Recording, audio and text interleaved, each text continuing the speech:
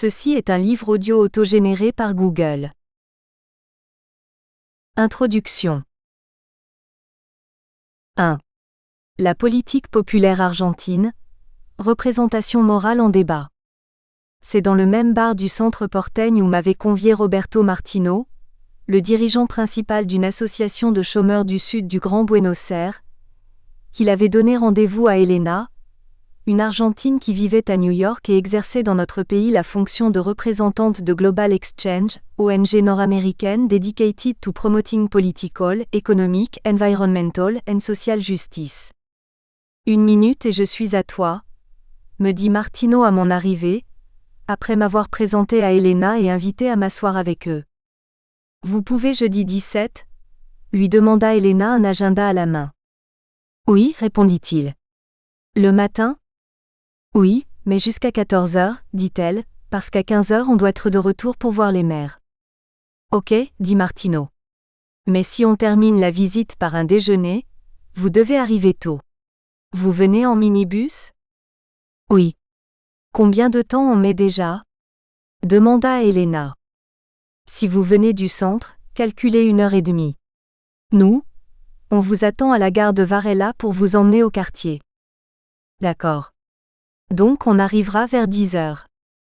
Il faudrait plutôt que vous soyez là à 9h, dit Martino. Bon.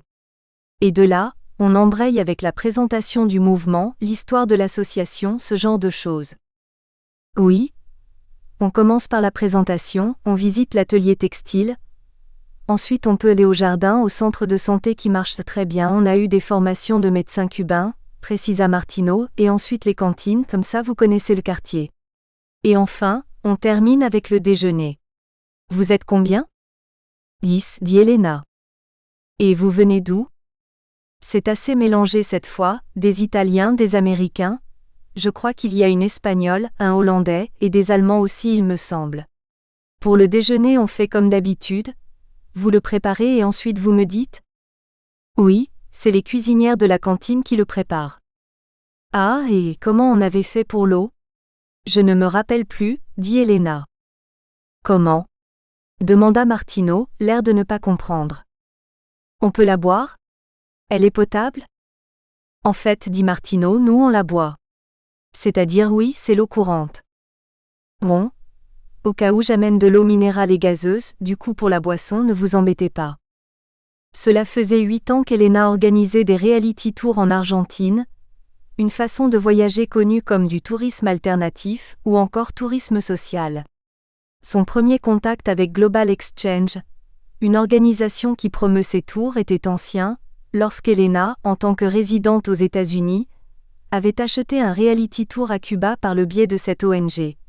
À cette époque, me raconta Elena cet après-midi-là au bar, pour nous c'était la seule manière possible de connaître l'île. C'est au cours de ce voyage que lui vint l'idée que l'Argentine pouvait elle aussi être une destination intéressante pour les reality tours. Elle monta alors un projet et le présenta à Global Exchange. Pendant longtemps elle n'eut aucune réponse. Jusqu'à ce qu'il y ait la crise de 2001, me dit-elle, et là ils m'ont appelé. Avec la crise de 2001, l'Argentine devenait un objet d'intérêt international. Pour l'establishment local et mondial, elle servait de mauvais exemple à la débâcle économique et au default financier. Pour les différents courants progressistes, en revanche, elle avait fini par représenter un cas exemplaire de résistance populaire au néolibéralisme et à ses effets d'exclusion. Ainsi, il était impossible pour quiconque ayant assisté à la deuxième rencontre du Forum social mondial, célébrée à Porto Alegre un mois après les événements de décembre 2001, de ne pas voir l'importance que la rébellion argentine occupait dans les séminaires, les tables de travail, les groupes de débat et les conférences de l'événement. Encore plus significatif, pour moi au moins, dans n'importe quel échange informel, le seul fait d'être argentin éveillait des commentaires et des questions qui se rapportaient à ce 20 décembre. Quel exemple? Qu'est-ce que vous êtes combatif? Les Argentins ne s'en laissent pas compter, tu étais sur la place? Cette image d'exemplarité pourrait, entre autres choses, transformer notre pays en resplendissant pôle d'attraction du tourisme social.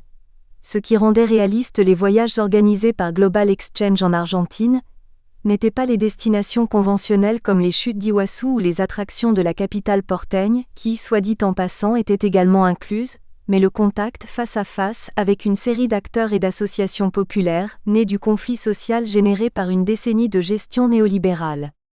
Les processus de privatisation du secteur public, la désindustrialisation et la flexibilisation des droits du travail, tout comme l'irruption du chômage structurel qui a marqué les années 1990 en Argentine, ont créé, entre autres choses, les conditions qui rendraient possible l'émergence de nouvelles expériences de mobilisation collective. L'une des plus notables d'entre elles a sans aucun doute été la constitution de mouvements de chômeurs, plus connus sous le nom de Picteros, ces associations qui ont fait du chômage un problème social, d'un droit au travail une revendication face à l'État et de la coupure de route leur principale méthode de protestation, qui, comme il fallait s'y attendre, sont devenues la destination privilégiée du tourisme alternatif. La recherche militante et académique, nationale et internationale, a elle aussi été interpellée par les événements de décembre 2001. Le champ intellectuel s'est constitué, aux côtés des médias et des acteurs politiques, en contributeur actif de la construction de cette Argentine de la résistance. Quasi au moment même de leur déroulement, les événements de décembre et ceux qui ont immédiatement suivi sont devenus un objet d'étude. Mouvement de sans-emploi, assemblée de voisins, usines récupérées, mouvement d'économie solidaire et de commerce équitable, club de troc.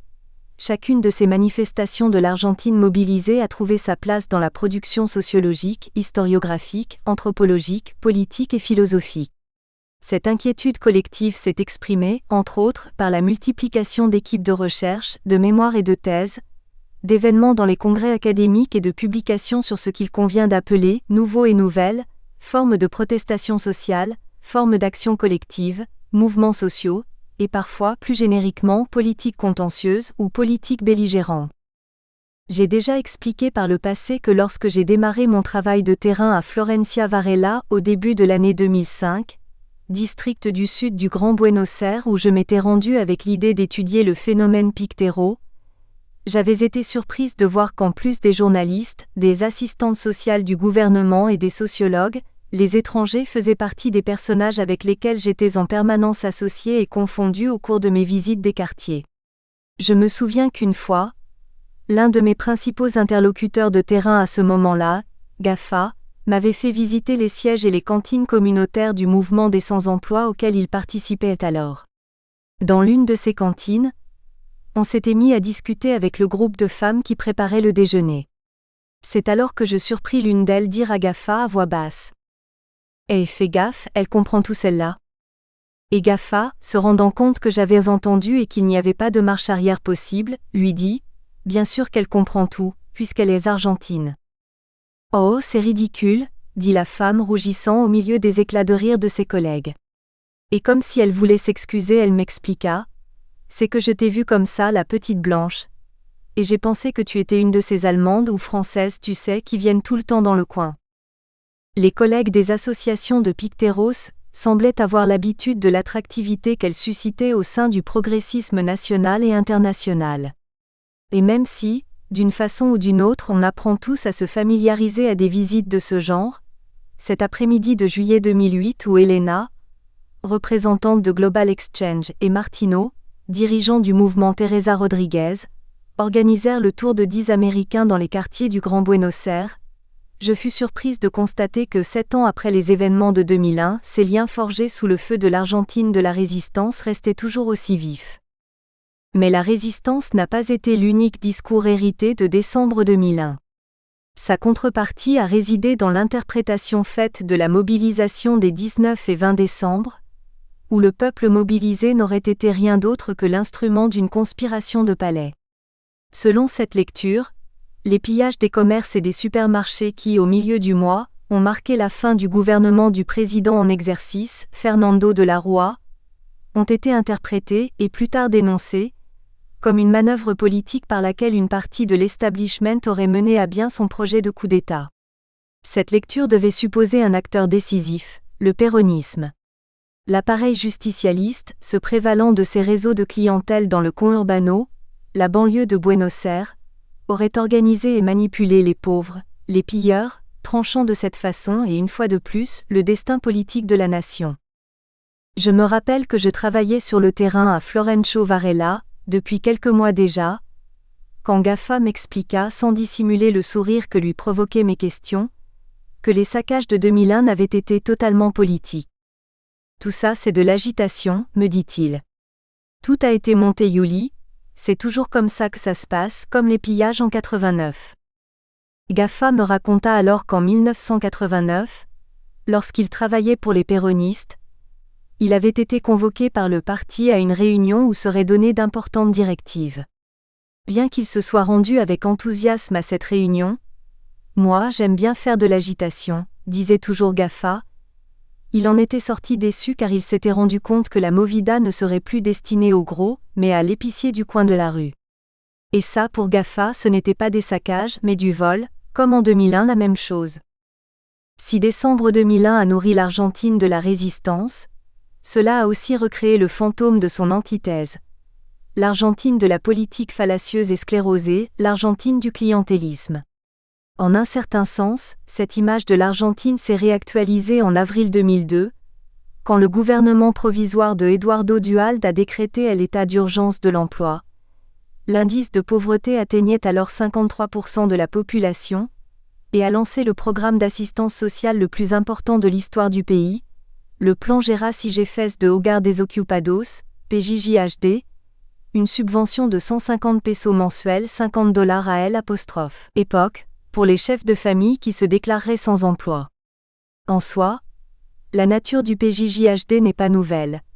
Depuis 1996 et dans le cadre d'une augmentation ininterrompue du taux de chômage, qui avait atteint en 1995 les 20% de la population économiquement active, les gouvernements nationaux et provinciaux mettaient en œuvre divers types de programmes de travail transitoires de montants similaires.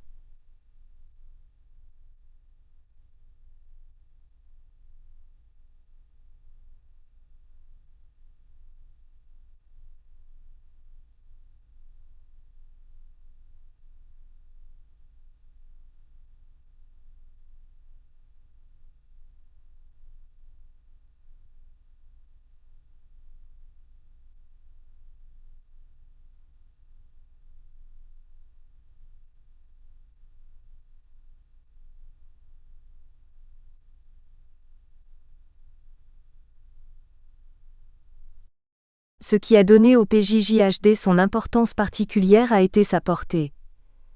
Financé par le Trésor public et la Banque mondiale et encadré par un décret d'urgence du pouvoir exécutif national visant à garantir le droit familial d'inclusion sociale, le PJJHD a fini par compter, en moins d'un an, 2 millions de bénéficiaires dans tout le pays.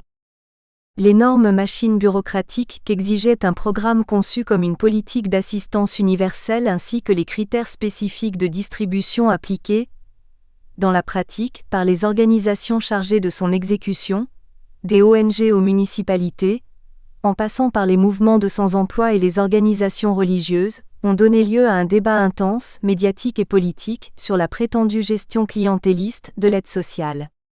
Avec le PJJHD, l'Argentine clientéliste allait devenir l'Argentine de la gestion des plans. En plus des diagnostics réalisés par des organisations non gouvernementales et des organismes internationaux de crédit, des rapports et des enquêtes journalistiques de grande diffusion, voire par exemple, Natal 2004, O'Donnell 2005, les médias ont été la scène privilégiée sur laquelle journalistes, figures politiques et intellectuels, ainsi qu'experts ont exposé leurs critiques et dénonciations du mode opératoire, clientéliste, du plan. L'un des signes les plus remarquables de cette inquiétude est sans doute, comme le montre le travail de Vomaro 2009A, l'augmentation de l'usage du terme clientélisme, depuis 2002, dans les principaux journaux du pays, et son association quasi exclusive à l'administration des plans sociaux. Le champ universitaire a lui aussi tenu un rôle en tant que producteur de représentation. Les études sur le clientélisme n'étaient pas nouvelles, mais de toute évidence le terme prend un nouvel élan sous l'impulsion d'un ensemble de recherches sur les formes d'organisation politique, dans des contextes urbains socialement et sociologiquement définis par la pauvreté. Dans certains cas, la question de la gestion des plans a fini par susciter un intérêt pour la possible influence ou contamination que la dite culture clientéliste du péronisme pourrait exercer sur ces organisations qui, comme celle des Picteros, étaient devenues des icônes de la politique de la résistance. Y a-t-il une différence, s'interrogent certains chercheurs. Grimson et al. 2003 sur 74-76 entre l'obligation des assister à un meeting imposé par un référent péroniste de quartier et la décision votée par une assemblée de sans-emploi de ne pas redistribuer les gains obtenus par une mobilisation aux membres qui n'y ont pas activement participé. Javier Ollero, sociologue argentin et référence dans les recherches sur le clientélisme contemporain, ravivait récemment la discussion au sujet des événements de 2001, avec la publication de la Zona Gris 2007, travail dans lequel il examine le rôle joué par les punteros du péronisme de Buenos Aires dans les saccages, ou ce que l'auteur a appelé « les connexions occultes et clandestines » entre les réseaux clientélistes de la politique ordinaire et les faits de violence extraordinaire. Je pense que résistance et clientélisme, nourris par des espaces et des acteurs sociaux différents, constituent deux images morales de la politique, et plus précisément de la politique qui a pour principaux protagonistes les secteurs populaires. Parfois aussi appelée politique populaire ou politique des pauvres, expression employée par Ollero comme titre à l'un de ses essais les plus connus 2001. Ces deux images se définissent de manière rationnelle et selon Bourdieu, 2000 sur 153, elles donnent corps à l'antagonisme qui confronte la version positive et la version négative du populaire. La résistance est la bonne politique, la politique de lutte, l'engagement et la transformation. Le clientélisme est la mauvaise politique, celle de l'échange instrumental, la manipulation et la reproduction. Et si, pour certains, la première peut être aussi synonyme de mauvaise politique, politique du conflit, politique qui attente à l'ordre, il y a toutefois un élément qui lui permet de conserver sa valeur positive et qui, en dernière instance, la distingue de la seconde. Cet élément renvoie à l'explication tacite du « pourquoi les gens sont là » ou « pourquoi les gens y vont-ils » manifesté le 20 décembre 2001 par exemple. L'idée de résistance implique une raison légitime. Ces gens y vont par adhésion à un ensemble d'idées, par conviction ou par engagement dans quelque chose. Le clientélisme, en revanche, convoque des raisons illégitimes. Ces gens y vont par intérêt, dans l'attente d'un bénéfice, ou par nécessité, une nécessité dont d'autres, ceux qui ont le pouvoir, profitent et qu'ils manipulent. Dans ce sens, résistance et clientélisme sont deux réponses alternatives, académiques ou non, de 2001 à aujourd'hui, à une même question. Pourquoi ces personnes participent-elles à ces faits politiques ? Une première façon d'énoncer l'objet de ce livre est de dire qu'il a pour acteurs certaines de ces personnes, c'est-à-dire, certains de ceux qui, dans les arènes publiques, médiatiques et académiques, incarnent ces images de la résistance et du clientélisme.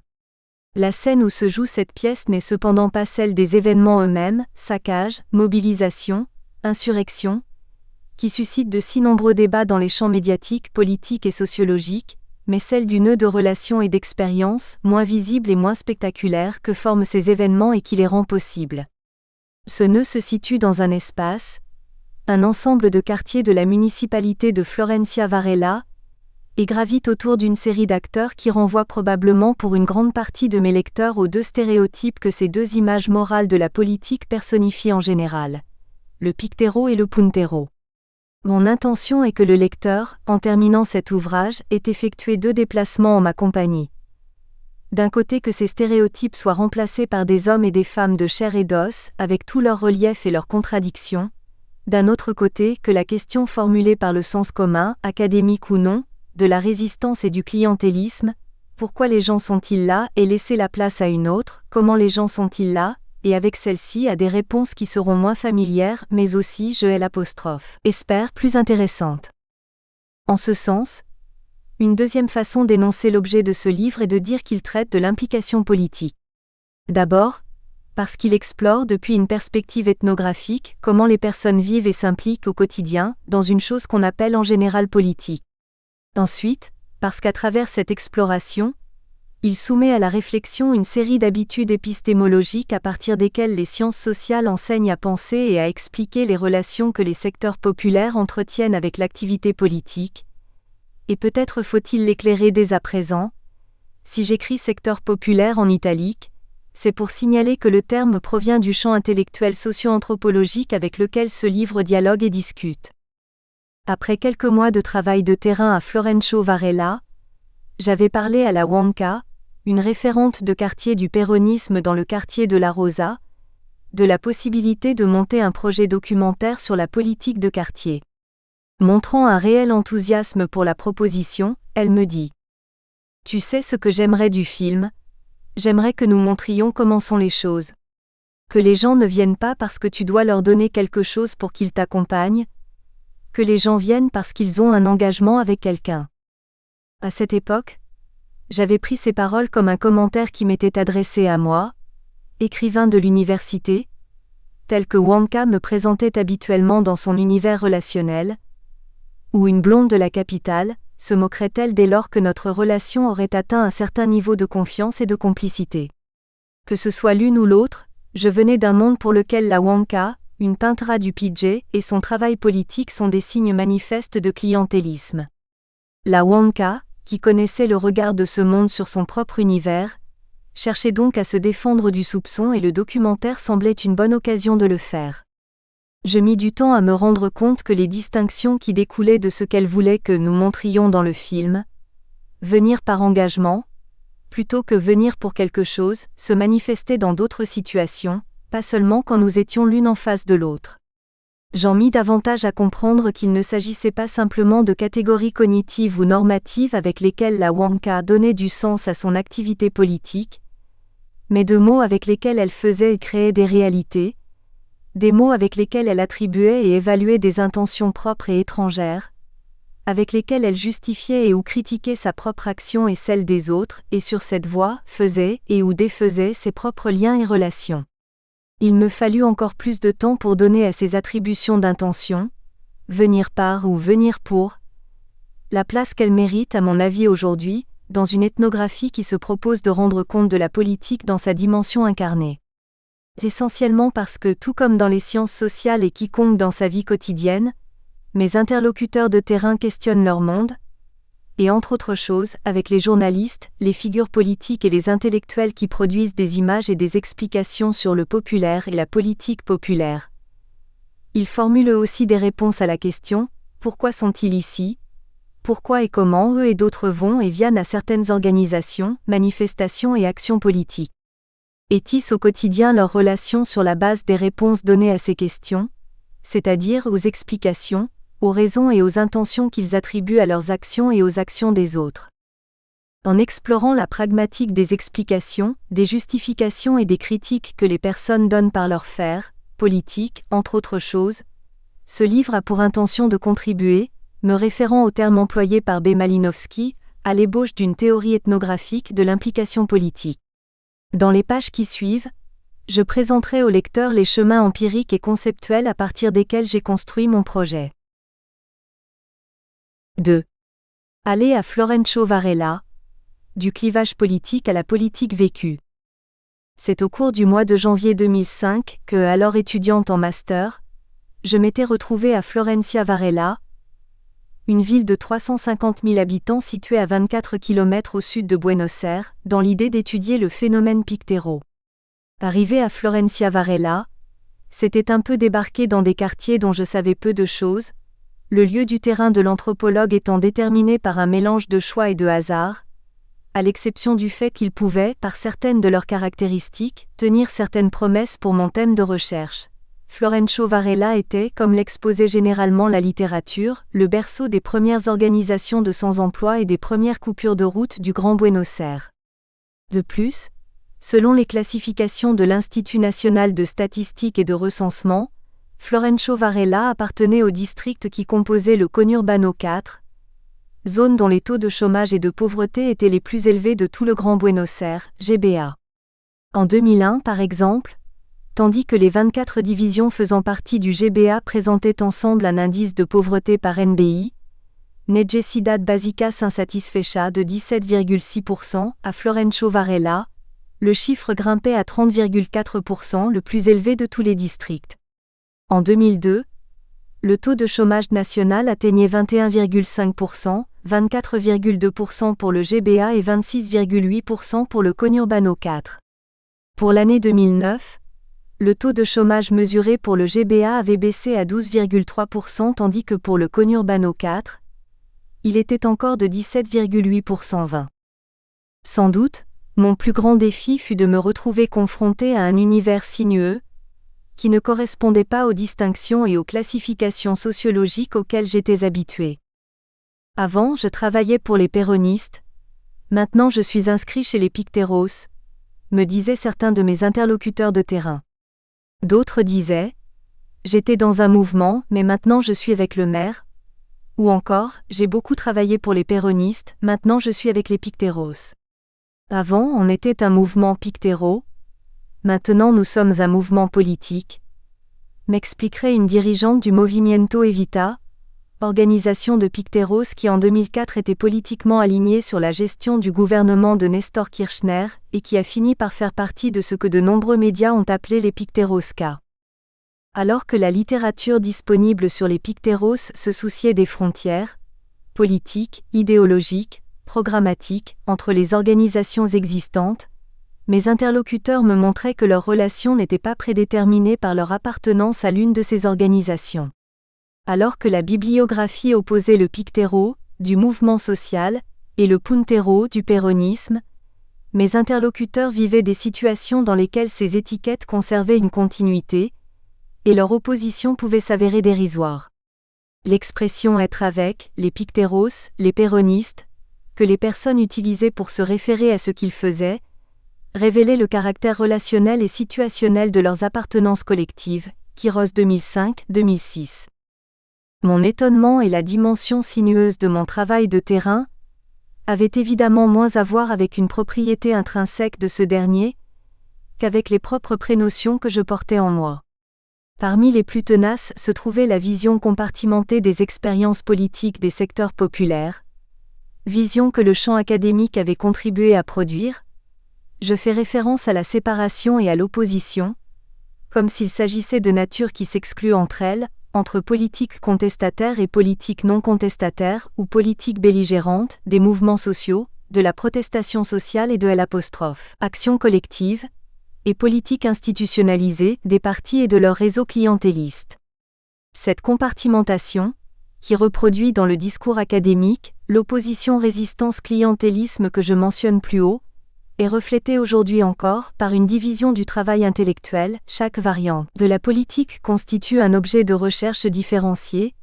Chacune possède ses propres programmes au sein des différents cursus universitaires, ses propres colloques, séminaires et tables rondes lors des congrès de sciences sociales, ses productions et ses publications bibliographiques et aussi évidemment, ses propres traditions théoriques et cadres explicatifs. D'un côté, les théories sur l'action collective et les mouvements sociaux, de l'autre, les théories sur les partis, réseaux, clientélisme et patronage, Un côté, la sociologie de la transformation, de l'autre, la sociologie de la reproduction. Telles étaient les oppositions analytiques et morales que mettaient en cause mes interlocuteurs de terrain par leurs mouvements au cours du temps et dans l'espace, rendant toujours plus pauvres les points de vue distanciés qui dominaient alors dans les études sur les Picteros, sauf exception, voir Manzano 2004, Oyero 2002b, 2004. J'ai précédemment englobé ces études, non sans commettre quelque injustice intellectuelle sous l'étiquette de sociologie des mouvements, Quiros 2006/25 et SS, dans la mesure où elles partageaient une série de procédés basiques, faire de l'acteur collectif, un mouvement, les mouvements, le mouvement Pictero au sens générique, ou de l'action collective, une protestation, des protestations, la protestation sociale au sens générique, son objet et son unité des apostrophes. Analyse. 2. Faire du discours officiel et public des organisations, comme des entretiens avec leurs dirigeants et militants reconnus, la source privilégiée pour la construction des données. 3. Par le biais d'une synecdoque, faire de ces discours la voix représentative du mouvement et par extension des Picteros. Après avoir lu la littérature disponible, il est possible de différencier et de classer les différentes organisations de sans-emploi selon leurs orientations politiques, leurs modalités d'organisation, leur filiation au parti, leurs objectifs et leurs consignes, leurs origines et leur développement. De même, j'avais beaucoup appris concernant l'apparition de la coupure de route comme forme d'action collective, ses causes structurelles et ses effets transformateurs au niveau macro et micro, collectif et individuel, objectifs et subjectifs, politiques et identitaires. Mais une série de questions restait sans réponse, simplement parce qu'elles ne faisaient pas partie du type d'interrogation qui intéressait les auteurs, mais qui en général intéresse un anthropologue. Qui étaient ces hommes et ces femmes qui s'appelaient et où s'appellent Pictéros? Qu'en était-il de leur vie? Comment et en quelles circonstances s'étaient-ils rapprochés d'une organisation de sans-emploi? Comment et en quelles circonstances s'étaient-ils disposés à participer à une coupure de route? Que signifiaient ces expériences et comment étaient-elles vécues? C'est en vertu de ces préoccupations que le point de départ de la recherche ethnographique qui commencerait à Florencio Varela consista à me décentrer du mouvement et de l'action collective en tant qu'objet. En termes de terrain, ce déplacement impliqua la redéfinition de ce qui allait être ethnographié et depuis le point de vue de qui. Mes observations ne seraient centrées ni sur les sièges des organisations, ni sur ces pratiques que F. Weber 1991 appelle visibles et officielles.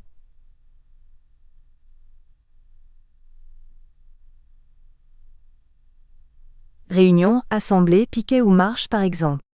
Mes principaux interlocuteurs ne seraient pas non plus les figures officielles des organisations, mais ces personnes, plus anonymes, qui peuplent au quotidien leur cortège.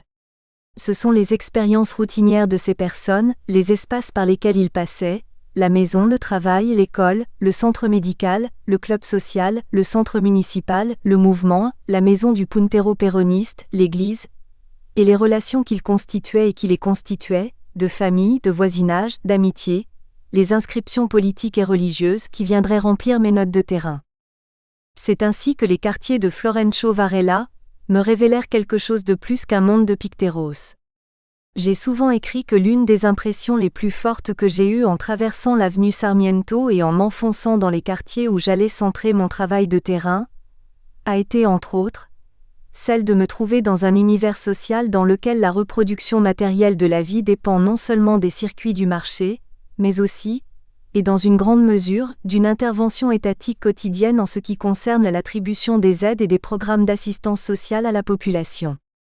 À cette époque, les plans d'emploi ou plans sociaux étaient sans aucun doute la plus importante des aides. Comme je l'ai déjà écrit, Quiros 2006/54 et SS, le plan ne se révélait pas seulement être un mode de vie généralisé, mais aussi un langage collectif, employé et compris par tous. S'inscrire au plan, être dans le plan, l'attendre, le recevoir, y collaborer, y mettre fin, le renouveler, le perdre étaient les signes les plus récurrents de ce langage, tout comme l'étaient les photocopies des cartes des apostrophes. Identité et de la sécurité sociale, ou les formulaires et les signatures de la contre-prestation demandée par le gouvernement comme contrepartie de la subvention. Quelque chose de similaire avait lieu concernant les programmes alimentaires. Le ticket, le bon, le colis de marchandises constituaient et constituent des signes du quotidien des quartiers de Florencio Varela. Comme le montrent certains auteurs pour le Grand Buenos Aires, Grimson 2009/35, il est difficile de trouver dans les quartiers de Varela une organisation sociale ou politique qui ne possède pas sa propre cantine, son goûter ou une autre forme de distribution d'aliments. Cette omniprésence de l'État n'était pas la seule chose à attirer mon attention. Il y eut aussi la manière avec laquelle mes interlocuteurs associaient ces aides aux Pictéros et péronistes. Ma maison était le lieu où tout le quartier venait, me racontait une fois l'un des fils de la Polonaise, référente historique du péronisme de Varela dans le quartier de Villa Margarita. Il y avait une inondation, on avait faim ou je ne sais quoi d'autre, et tu avais tout le monde ici, à la maison. Aujourd'hui, ils viennent moins parce qu'il y a les Pictéros, mais sinon ici il pleuvait et t'avais tout le monde qui dormait dans la salle à manger, ou qui demandait si on avait un peu de tôle pour les fuites. Maintenant les mouvements donnent aussi, la semaine dernière, ils sont allés à l'assentamiento distribuer des matelas en camion, tu as vu ça? À partir de son expérience, le fils de la Polonaise me racontait l'une des transformations les plus significatives ces 10 dernières années, de la scène politique de Florencio Varela et de l'ensemble du Grand Buenos Aires. La constitution de mouvements de sans-emploi en tant qu'interlocuteur de l'État pour l'obtention et la gestion des aides, des politiques et des programmes d'assistance sociale, traditionnellement monopole quasi exclusif des réseaux de référents de quartier du Parti justicialiste. Dans les quartiers, les Pictéros ont fini par faire partie de l'univers de ceux qui, comme me le dit le fils de la Polonaise, donnent aussi. J'allais être particulièrement surprise, au cours de mes premières visites à Varela, par la centralité que revêtaient des aides comme le plan, à la façon dont mes interlocuteurs racontaient leur rapprochement d'eux ou leur distanciation d'une organisation de Picteros. Ma sœur a eu le plan des Picteros, alors je suis venue et je me suis inscrit, me disaient certains. Comme la mairie ne donne plus de plan, je suis allée chez les Picteros, disaient d'autres. J'ai manifesté des mois avec les Picteros, mais je n', et jamais eu le plan. J'accompagne la Polonaise, référente de quartier parce qu'elle m'a donné le plan. Je travaillais avec les péronistes mais j'en ai eu marre d'attendre, maintenant je me suis inscrit avec les Picteros. Le plan semblait être ce qui avait intégré l'être avec, le travailler avec, les péronistes, les Picteros, à l'horizon des possibles, comme dirait Sigaud, 2004-2005, de beaucoup de mes interlocuteurs de terrain. La récurrence de l'expression « s'inscrire avec », qui, comme nous le verrions quelque temps plus tard, circulait aussi dans d'autres univers, confère. Ferrodi Curto 2006, Mansano 2007, Vommaro 2007, Colabella 2009, semblait synthétiser cette association entre la participation dans des espaces considérés comme politiques et l'accès à des recours économiquement et socialement significatifs comme un plan. De plus, le plan se révélait être un objet en circulation à travers lequel les personnes nouaient et dénouaient de multiples relations d'obligations et de droits. Entre voisins, parents, agents de l'État, référents de quartier, politiques et organisations de Picteros, et c'était en vertu de ces relations que les personnes passaient par des espaces distincts, dépassant des frontières organisationnelles et défiant les classifications sociologiques. Le parcours occasionné par mon travail de terrain a suivi les mêmes voies. Et cette manière de procéder m'a conduite à réfléchir à l'unité analytique de l'objet que j'étais en train d'échafauder. Dans un premier temps, j'ai supposé que cette unité ne devait pas être le mouvement, mais le quartier, un découpage territorial et non organisationnel. Ensuite, il m'a semblé que parler de quartier présupposait un ensemble de frontières géographiques délimitées, alors qu'à l'évidence, mon trajet sur le terrain s'était fait au fur et à mesure des liens multiples et hétérogènes que les gens nouaient entre eux.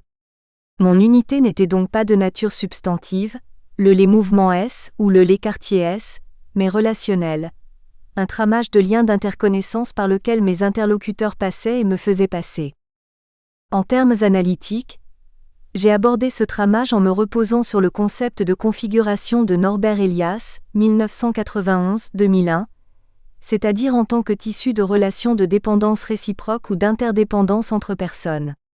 J'insiste sur la notion de personne, car si mon objet n'était ni les mouvements, ni le quartier, il n'était pas non plus les Picteros.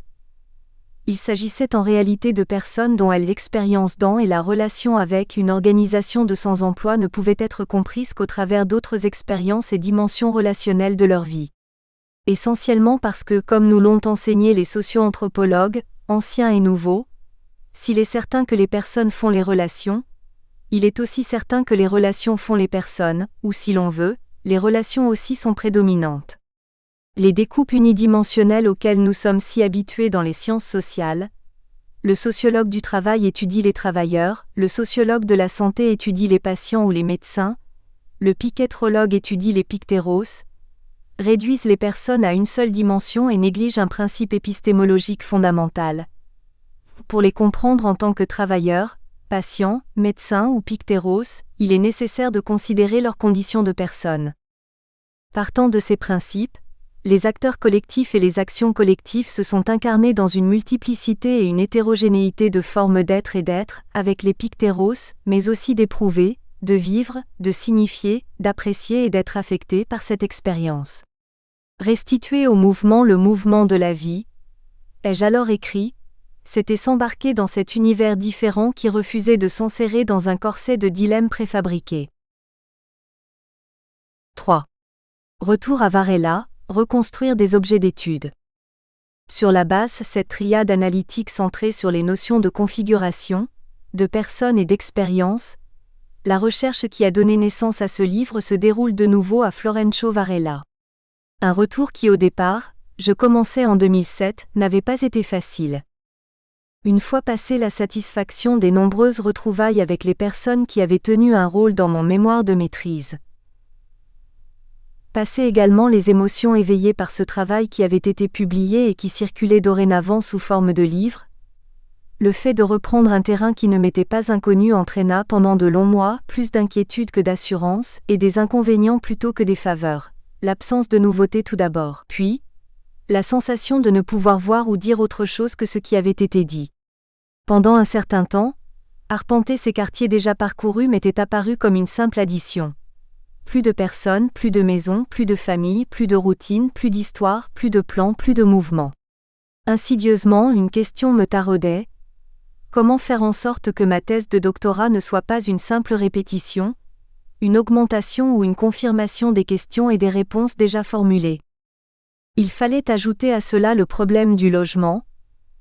L'idée de départ de réaliser un travail de terrain en bonne et due forme, m'installer dans les quartiers de Varela, s'avéra difficile à concrétiser dans les faits.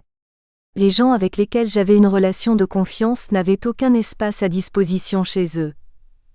La possibilité de louer une chambre ou une maison présentait des difficultés que mes propres interlocuteurs énonçaient.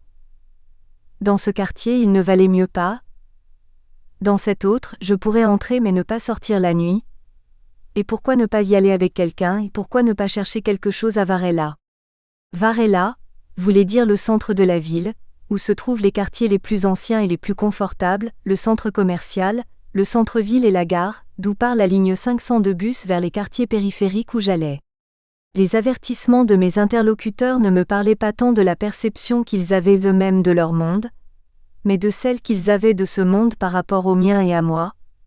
En définitive, de comment eux codifiaient certaines des distances qui nous séparaient. Le temps de décider quoi faire, et vu que mon travail n'avait pas encore formellement commencé, je résolus de me rendre à Varela le plus tôt possible. Le train rapide Bosque via Temperley, qui partait à 7h35 de la gare de Constitución à Buenos Aires et arrivait à celle de Varela 1 heure plus tard, serait le début d'une routine qui allait se prolonger, au départ, pendant près de 10 mois consécutifs.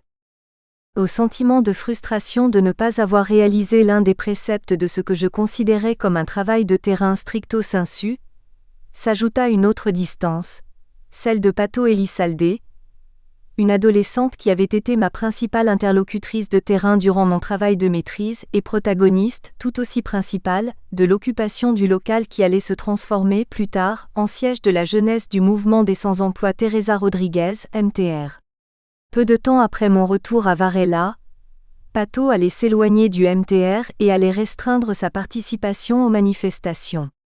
Le matin, elle allait à l'école, c'était sa dernière année de lycée, elle allait avoir 18 ans quelques mois plus tard, et l'après-midi elle gardait des enfants à quelques rues de chez elle. En s'éloignant du MTR, Pato s'éloignait de mon enquête, ou plutôt je m'éloignais d'elle et de sa vie, qui m'avait tant appris sur Florencio Varela, sur l'être avec les Picteros et sur le caractère relationnel de l'ethnographie. Pendant ce temps, sa sœur Maria, de 2 années sa cadette, qui jusque-là n'avait eu qu'un lien limité avec le MTR et qui avait pour habitude de se plaindre du mouvement, parce que les manifs étaient longues, et parce que son père et sa sœur passaient leur temps dans le mouvement, semblait dorénavant s'en rapprocher, lentement mais sûrement. Quand je revins à Varela, elle travaillait à la cantine communautaire d'un des sièges du MTR. Peu de temps après, elle serait nommée sous-déléguée, assumant les responsabilités qui en découlaient. Puis je la verrai assister aux réunions de la jeunesse du mouvement, qui avaient lieu les samedis dans ce local qui était à nouveau ouvert et qui se trouvait à une dizaine de rues de chez elle. Un jour, tandis que nous prenions le bus 500, de Villa Margarita à Varela, et qu'elle me racontait un débat qui avait eu lieu lors de la dernière réunion des jeunes, Maria évoqua pour la première fois ce changement que j'observais alors dans le rapport qu'elle avait avec l'organisation. « Tu sais, avant j'y allais juste comme ça, me dit-elle. Parce que je devais y aller, et c'est tout. Maintenant, j'y vais autrement. Ça m'intéresse, ce qu'on dit aux réunions, je participe. Je sais pas, j'ai fini par accrocher. » Les nombreux déjà-vus que m'avait réservé mon retour à Florencio Varela, l'expression utilisée par Maria a fait partie de celles dont on se rend compte qu'au moment même où on les entend, il en existait d'autres identiques qu'on n'avait pas remarquées. Le verbe n'était pas nouveau pour moi, la manière dont il était conjugué non plus, j'ai fini par accrocher. J'ai déjà parlé de la façon dont j'ai été surprise à ce moment-là, par l'importance qu'occupait l'espoir d'obtenir le plan chez ces personnes, par la façon dont elles me racontaient leur rapprochement d'une organisation de Picteros. Nécessité était en effet le terme dont elles usaient et qu'une certaine littérature allait sous-estimer, la considérant comme une explication économiciste de l'action collective. Moi, je suis venu ici par nécessité. La première chose qui t'y amène, c'est la nécessité, ai-je entendu dire mes interlocuteurs à plusieurs occasions. Il est curieux que ces gens, après avoir prononcé ces paroles, m'aient indiqué le moment où ils avaient commencé à manifester. Ils me racontaient chacune des activités qu'ils avaient réalisées au sein du mouvement à leur début, puis décrivaient d'autres activités routinières, et enfin, comme qui résume une histoire d'une seule phrase, concluait « et c'est comme ça que j'ai accroché ». Et même si j'avais entendu cette expression à de nombreuses reprises, elle ne m'avait jamais interpellée. Peut-être était-ce dû à présent à la surprise que me causèrent la proximité et l'enthousiasme de Maria envers le mouvement. Peut-être à mon étonnement. J'étais en effet disposée à percevoir des choses qu'à d'autres moments, absorbée par certaines discussions et préoccupations intellectuelles, personnelles, politiques, je n'avais pu percevoir. Que signifiait accrocher ? Qu'est-ce qui avait accroché Maria ? Comment avait-elle accroché ? Symétriquement et à l'inverse, qu'est-ce qui avait fait décrocher Pato ? Il était difficile de trouver des réponses à ces questions par le biais des mots. Accrocher ne pouvait être observé qu'en action. Et pas seulement dans ce que Maria, Pato ou d'autres faisaient, mais aussi et surtout comment ils le faisaient. Maria n'était pas juste passée à une plus grande participation dans le mouvement. Elle participait autrement. Maintenant j'y vais autrement, m'avait-elle dit. D'un coup, la répétition que j'avais trouvée à mon retour sur le terrain, celle qui me préoccupait tant car elle me semblait n'être qu'une seule et même chose, a émergé comme une occasion pour capter ethnographiquement cet autrement. Sans que je m'en rende compte, mes retrouvailles avec Maria marquaient le début des questions de recherche à l'origine du livre. Comment les personnes accrochent à quelque chose qu'elles et que d'autres appellent en général la politique. Ce qui était aussi me demander comment la politique les faisait accrocher. Et comme je le supposais alors et je prétends le démontrer dans ce livre, capter cette accroche requérait une série de déplacements épistémologiques et méthodologiques. En premier lieu, se demander comment les personnes accrochent à, au lieu de pourquoi sont, vont et viennent, ne signifie pas tant substituer une réponse multiple à une autre univoque, mais plutôt miser sur la recherche d'un processus qui observe les personnes en action. Et observer en action, c'est observer ce qui est fait dans les actes, mais aussi les paroles, ce qui est dit par les mots, mais aussi les actes, les silences et les gestes. En second lieu, et par ailleurs, cela signifie étendre les dimensions avec lesquelles nous construisons en général l'information ethnographique, pour considérer sérieusement non seulement ce que nous regardons et écoutons sur le terrain, ce que nous expérimentons face aux autres quand nous écrivons « un tel a fait ceci », ou plus couramment en écrivant ouvrez les guillemets, « un tel a dit cela », mais aussi ce que nous pouvons sentir et percevoir. C'est-à-dire, explorer comment les personnes accrochent nous engage à faire une place, analytique et épistémologique, aux multiples dimensions de connaissances mises en jeu dans le travail de terrain en tant qu'expérience vécue par une personne, le chercheur, voir Vacant 2009. Comme le signale Favre Saada, 1990, la communication entre l'ethnographe et ses interlocuteurs de terrain n'est pas seulement verbale, ni non plus exclusivement volontaire et intentionnelle. Comme dans n'importe quelle relation sociale, dans la relation de terrain se trouve aussi de la communication non verbale, non pensée et dépourvue d'intentionnalité. À moins que nous insistions pour réduire l'anthropologie à une recherche des aspects intellectuels de l'expérience humaine, chosifiés dans les représentations natives, il n'y a aucune raison, argumente Favre Saada, pour exclure l'évidence empirique produite à partir de cette autre communication.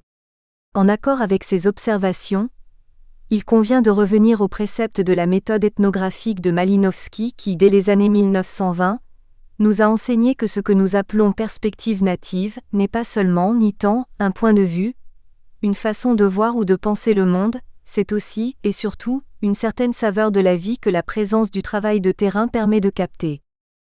En ce qui concerne ma recherche, récupérer ces réquisites m'a obligé, entre autres choses, à décompartimenter ce que mes habitudes cognitives avaient appris à compartimenter.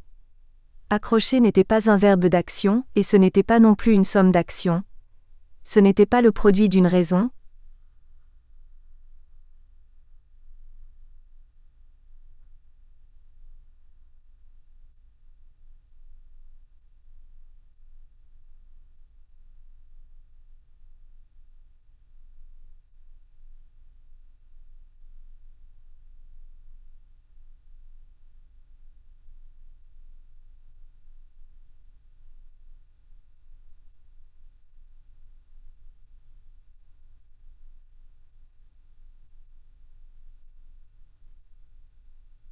Avec lesquels les anthropologues que nous sommes complexifions en général ce que d'autres collègues, jugeons-nous, simplifient. En ce sens, chercher ce qu'il y a derrière cet accroché a impliqué un redimensionnement de l'idée même de personne dont je faisais usage. L'expérience de mes interlocuteurs ne pouvait être entendue qu'à la lumière d'une conception de personne totale, pour utiliser l'expression avec laquelle Mauss a qualifié dans une conférence datée de 1924, l'être humain complet et concret, dont la sociologie fait son objet, un être humain dans lequel le corps, âme et la société se mélangent, et que le sociologue doit observer dans toutes les fibres de son être, 1971 sur 284 et SS. Et même si quelque chose de ce genre est ébauché dans Cruzando la Sarmiento, ses implications analytiques et théoriques n'ont pas été explorées. D'une certaine façon, ce livre consiste en cette exploration, entendue et rendue en termes de processus de production de théorie ethnographique. Si nous partons de l'idée que la théorie ethnographique n'est ni une théorie purement anthropologique, ni une théorie purement native, mais ce que l'ethnographe produit à partir de la rencontre entre l'une et l'autre, voir Goldman 2006, alors l'objet de ce livre peut être, réénoncé dans ces termes, comprendre les directions et déplacements que peuvent prendre nos pratiques cognitives et explicatives de L'. Implication politique, dès lors que nous sommes disposés à vérifier comment les personnes accrochent à la politique. Pato et Maria Elizalde me mèneraient à Dondib, déléguée du siège du MTR où elle travaillait. Dondib allait me mener aux réunions hebdomadaires des délégués du MTR, au siège principal de l'organisation, et à travers ces réunions, à Martino et Osvaldo, dirigeants du mouvement. Martino et Osvaldo, et leurs lectures, leurs commentaires et leurs critiques de Cruzando la Sarmiento, finiraient par me mener aux dirigeants des autres organisations de Picteros, et tous, aux fonctionnaires du gouvernement municipal, provincial et national. Dondib me mènerait aussi à la Huanca, son amie, voisine et référente de quartier du péronisme de Varela, et la Huanca à ses compañeros, référent de quartier et dirigeant politique du péronisme, et aux fonctionnaires du gouvernement municipal. Ainsi, par rapport à mon objet initial, la configuration que dessine cette ethnographie se fait au moins dans 3 directions. D'un côté, elle entre dans un espace politique neuf pour moi, le péronisme de Varela, et elle le fait à travers une série de relations gravitant autour d'une référente de quartier. D'un autre, elle plonge dans l'univers du MTR, intégrant l'expérience et le point de vue de ceux qui jusqu'à présent, en vertu de mon débat avec la sociologie des mouvements sociaux, avaient occupé une place secondaire dans mes recherches, les directions médianes et hautes des mouvements. Finalement, elle intègre un cercle de relations qui compose la vie quotidienne des référents péronistes et des dirigeants Picteros. Les liens que les uns et les autres établissent, selon différentes dépendances à l'État, avec les fonctionnaires de gouvernement. Si les Picteros m'ont mené aux péronistes, et les péronistes à nouveau aux Picteros, tous m'ont mené au couloir et au bureau du gouvernement. Comme nous le verrons, certains des protagonistes de ce livre sont ceux qui quotidiennement s'adressent aux officines gouvernementales ou, entre autres choses, ils gèrent l'obtention des aides et des programmes sociaux qui sont par la suite attribués aux gens dans les quartiers. De cette façon, du point de vue des gens, Picteros et péronistes font partie de ceux qui donnent. Et cet ensemble d'actions, obtenir, gérer, attribuer, donner, est certainement l'un des aspects qui semble avoir gagné la place la plus centrale dans les débats, les études, les questions et réponses, académiques ou non, concernant la vie politique des secteurs populaires. C'est par exemple dans le débat public, ce qui suscite la préoccupation pour l'utilisation clientéliste des aides d'assistance sociale. C'est dans les sciences sociales ce qui explique peut-être la tendance à idéaliser les organisations de Picteros et de référents péronistes comme des médiateurs entre l'État et la population, confère Oyero 2001/93 et SS, Svampa 2004/8, Grimson et al. 2003/14, 33-76. Ou bien y compris ceux que nous discutons en mobilisant la perspective de la médiation en attribuant aux données et au recevoir un rôle analytique fondamental. Il suffit de nous pencher sur notre vocabulaire. Dans ce que nous écrivons et dans ce que nous disons, les plans travail et autres aides apparaissent comme des objets de circulation et d'échange, Quiros 2006-2007, Vommaro 2007, comme des objets de demande et de négociation, Manzano 2007, comme des objets de distribution, Colabella 2009, Picteros et Péronistes, organisations et réseaux de parties apparaissent comme faisant partie des champs transactionnels, Manzano 2007, des circuits de distribution, Colabella 2009, des chaînes d'obligations et de contre-obligations, ou de prestations et de contre-prestations, Quiros 2006, Vommaro 2007. Nous expliquons tous, évidemment, que ce ne sont pas seulement des biens tangibles qui circulent, ce sont aussi des biens intangibles. Nous montrons encore comme il est attendu de nous que ces échanges et circulations ont une dimension morale et symbolique qui les constitue en tant que telles. En effet, quand j'ai commencé mes recherches à Varela, j'ai remarqué le tabou analytique avec lequel la littérature disponible à cette époque traitait, ou plutôt ignorait, la place que prennent les aides de subsistance telles que les plans dans la vie quotidienne des personnes qui intègrent les organisations de Picteros. Satisfaisant au principe ethnographique de considérer sérieusement la forme dans laquelle les gens vivent et donnent du sens à leurs pratiques, j'ai soutenu que nier la centralité que possède le plan dans un univers comme celui du Grand Buenos Aires n'est pas juste commettre une violence interprétative, et nier au demeurant les conditions sociales et matérielles concrètes auxquelles ces personnes, avec un effort et une créativité inouïs, font face au jour le jour, Quiros 2006-2009. Et même si aujourd'hui je reste d'accord avec cette affirmation, j'invite le lecteur à ce que nous nous abstenions pour un temps de qualifier ces aides d'objets de échange, demande, circulation, négociation, que nous nous abstenions d'englober les personnes dans des positions, médiateurs, donneurs, récepteurs, dans des champs, cercles, tissus, configurations ou systèmes, que nous nous passions encore de qualifier a priori leurs actions, gérer, attribuer, donner, recevoir, échanger, faire une transaction. Et que, au lieu de cela, simplement, nous les voyions faire. Dans ce faire, nous allons pouvoir constater d'autres verbes, d'autres positions, d'autres objets et d'autres réalités. 4. Le particularisme ethnographique, et la théorie ? Je termine cette introduction avec quelques observations sur le type d'écriture que les lecteurs trouveront dans ce livre.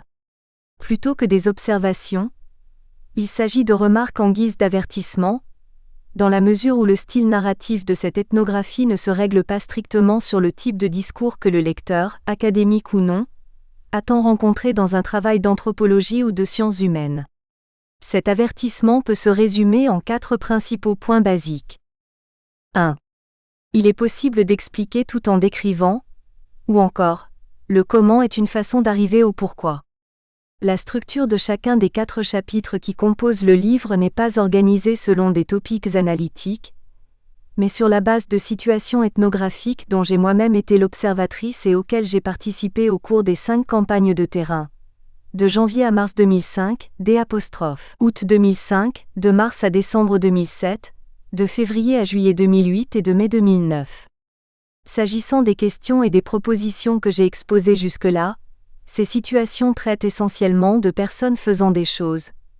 Et en ce sens, le lecteur sera confronté à une description dont le but n'est pas d'être économique ou synthétique, mais plutôt analytique. Empruntant un terme à la Tour, 2005, je dirais que la description ethnographique qui suit est essentiellement lente. Lente, non au sens de dense, ni détaillée ou profonde, et encore moins je l'espère celui d'ennuyeuse. Lente, plutôt, parce que je suppose que décrire et expliquer ne sont pas des opérations intellectuelles situées à des moments ou à des niveaux distincts, mais que la description peut être, en tant que telle, une voie d'explication. Faire le récit de personnes faisant des choses implique une façon particulière d'aborder le discours produit sur le terrain. Tout au long de cette ethnographie, la parole de mes interlocuteurs ne se présente ni ne se traite en tant qu'une expression de ce que nous supposons qu'elle soit, leur croyance, représentation ou vision du monde, mais plutôt comme une part constitutive de ce qu'ils font. Le lecteur trouvera ainsi une stratégie narrative centrée sur le dialogue et plus précisément sur des dialogues en scène.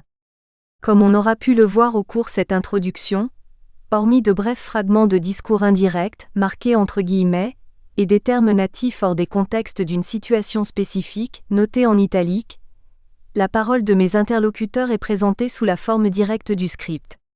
Cette technique narrative était pour moi l'outil adapté pour conduire le lecteur au fil et au travers du comme de l'action, et en dernière instance, de la politique dans sa dimension vécue. Surtout, elle constitue, de mon point de vue, une stratégie textuelle adéquate pour donner au discours un traitement proprement ethnographique. En cela, je me réfère en premier lieu à ce que Malinowski, 1930-1935, nous a appris dans sa théorie ethnographique du langage. Pour l'anthropologue, le dire est inséparable du faire. Loin de pouvoir synthétiser en une définition, le sens des termes employés par nos interlocuteurs de terrain ne s'éclaircit qu'en de multiples contextes de situations dans lesquels ces termes sont mis en jeu, élucider le sens d'un mot ou des apostrophes. Une affirmation, disait Malinowski, équivaut à déployer ces paroles telles qu'elles sont employées et manipulées au sein de chaque contexte. Et ainsi, le signifié n'est jamais en tant que tel, complet, littéral, ni univoque, mais il est intrinsèquement associé à la forme, c'est-à-dire à qui dit quoi, en quelles circonstances, face à qui, pour qui, en faisant quoi, en réalisant quel geste, quel mouvement corporel et quel silence. Le dit est un fait, comme l'indique Marisa Perano 2001, non seulement parce que la parole revêt un sens avec ce que les gens font, mais aussi du fait que la parole même fait. Les pragmatiques du langage nous ont appris que si les personnes disent des choses au travers des actes, elles font aussi des choses avec et au travers des paroles, voir Austin 1962. J'ai dit plus haut que tout comme nous, les socio-anthropologues, les personnes sur qui et avec qui nous travaillons vivent en formulant des raisons et en attribuant des explications au moment d'une de leurs actions ou de celle d'un autre. Comme le signale Boltanski et Thévenot 2006, la nécessité de s'expliquer fait partie de la vie ordinaire. Et pas seulement s'expliquer. Selon ces auteurs, l'un des traits constitutifs des relations humaines est de nous trouver tous les jours, devant l'impératif de donner des explications fondées sur un principe ou un sens de la justice, c'est-à-dire de justifier nos actions, face aux autres et face à nous-mêmes. Comment une science sociale, demande Boltanski et Thévenot 2006 sur 37, attend avoir de la réussite si elle ignore délibérément le fait que les personnes se trouvent, de façon permanente, devant l'obligation de répondre de leur comportement face aux autres avec qui elles interagissent? Dans ces pages, je cherche à traiter la parole de mes interlocuteurs en observant cette dimension pragmatique et quotidienne de leurs explications. Parmi elles, leur justification et leur critique du pourquoi les gens y vont. Et ainsi, le type de question qui a guidé l'analyse et l'interprétation de l'évidence linguistique n'est pas tant « comment mes interlocuteurs conçoivent-ils telle question ?» ou « comment se représentent-ils telle autre ?» mais plutôt « quels effets sont produits en disant telle ou telle chose ?» Un tel vient par engagement par exemple. Quelles conséquences sont produites en disant une autre ? Je viens par nécessité par exemple. Quelles réalités sont créées dans ces affirmations ? Comment forment-elles la dynamique, constitution et rupture, continuité et discontinuité, des relations en jeu? 2. La fiction est une manière de raconter la réalité. La stratégie ethnographique centrée sur des scènes et des dialogues mis en scène nous situe face à une question controversée s'il en est. Le caractère construit et non textuel du récit ethnographique. À ce propos, il faut souligner que, à l'exception de quelques rares entretiens réalisés au cours de mes recherches, l'évidence ethnographique qui donne corps à ce livre provient presque dans sa totalité de l'observation de situations, de l'expérience que j'en ai faite auprès de mes interlocuteurs de terrain. Et plus important encore, à l'exception de quelques circonstances spécifiques, comme les réunions de fonctionnaires du gouvernement racontées au chapitre 3, je n'ai pas pris de notes de terrain au moment de l'interaction, mais dans un moment de repos, et la majeure partie du temps à la fin de la journée seulement. De cette manière, tous les dialogues entre mes interlocuteurs, entre eux et moi, ont été entièrement reconstruits et recréés. Dans cette reconstruction, et dans le but d'enchaîner ma propre argumentation, les scènes ont été l'objet de procédés de montage et d'édition. Et pour cela, je n'ai pas seulement utilisé les ressources habituelles telles que l'ellipse, j'ai aussi joué avec le temps, l'espace et la composition des événements. Par exemple, une scène peut mettre en lumière certaines personnes au détriment ou même en omission, d'autres qui ont aussi été présentes. D'autres scènes peuvent condenser des actions et des événements qui ont eu lieu à des moments différents, et les personnes qui tiennent le rôle principal dans ces scènes sont des personnages, dans la mesure où ma description relève inévitablement certaines caractéristiques biographiques au détriment d'autres, considérées comme dispensables ou non pertinentes aux fins de mon argumentation. Ainsi, plus d'un lecteur pourra se sentir tenté de demander « Comment ces procédés d'édition peuvent-ils entrer dans une théorie pragmatique du langage qui proclame le contexte de situation, comme élément indispensable à l'attribution du sens ?» Quand il ne demandera pas, il sera effrayé. Mais alors est-ce réalité scientifique ou fiction littéraire ? Naturellement, ce n'est pas l'endroit pour une discussion de cette nature, amplement développée, soit dit en passant, dans la théorie anthropologique depuis les années 1980. Mais je souhaite effectivement signaler que cette préoccupation évoque un problème avec lequel tout ethnographe doit composer. Comment transformer un fragment de vie sociale en une chose dont on peut faire le récit, c'est-à-dire comment traduire l'expérience en mots et le faire de plus pour quelqu'un qui était absent. Et comment ne pas perdre dans cette traduction la multiplicité des dimensions de la réalité et du contexte, qui rendent cette expérience interprétable et intelligible. Nous savons qu'en passant de la vie au papier, je ne me réfère pas seulement au texte publié, mais à tout l'ensemble de textes qui le précèdent, à commencer par le journal et les notes de terrain dans le cas de l'anthropologue. Les observations et les expériences, ethnographiques ou autres, sont inévitablement altérées. Nous sommes habitués à accepter ce déséquilibre.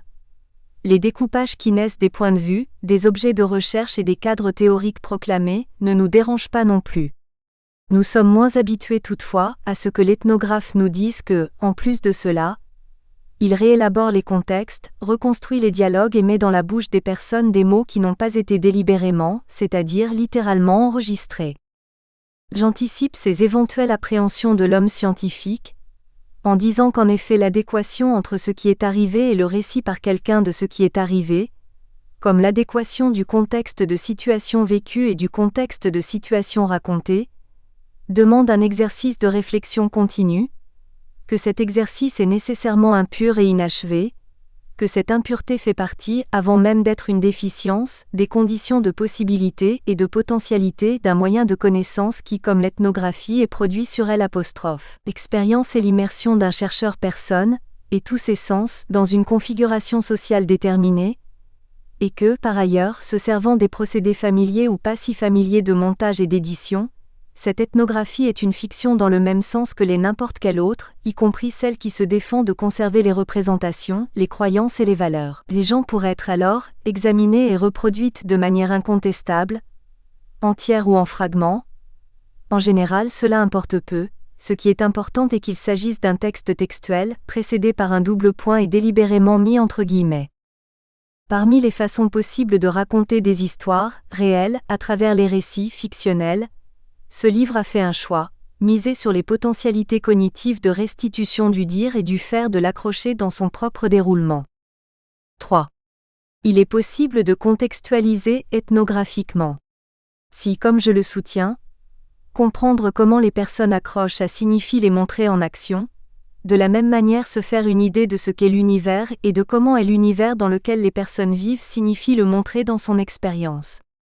En ce sens, j'anticipe le fait que le lecteur ne verra dans ce livre rien qui ressemble à un premier chapitre dans lequel la socio-histoire de Florencio Varela se trouverait condensée, ni une synthèse de ses conditions socio-économiques, celle qui se résume généralement à l'information dure et irréfutable de l'indice statistique. Ces dimensions que nous avons l'habitude de nommer, et de poursuivre toujours comme le contexte du cas, seront développées au cours du livre par le biais de détails, d'actions, d'appréciations et d'extraits de la vie de mes interlocuteurs. Lentement, comme dans un exercice d'encastrement si l'on veut, ces détails vont composer le passé et le présent des quartiers de Varela et en définitive, ce lieu, et son contexte en tant que lieu vécu. Le même principe vaut pour la caractérisation des organisations comme le MTR ou d'autres mouvements de sans-emploi, d'institutions de quartier et de structures de partis telles que le péronisme. Ces espaces ne seront pas présentés d'un bloc, mais à travers le faire des personnes qui les habitent et les constituent.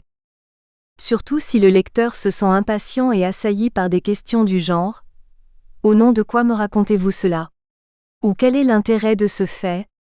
J'avance qu'il peut être utile de relire l'incise 3 du point 4 de cette introduction. 4.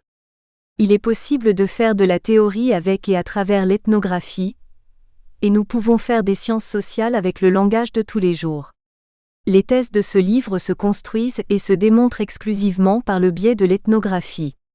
C'est-à-dire que les débats conceptuels qui donnent naissance à mon analyse ne sont pas formulés dans des apartés spécifiques, ni énoncés en amont ou en aval du matériel ethnographique, mais ils se développent progressivement avec et à travers les situations qui composent chaque chapitre.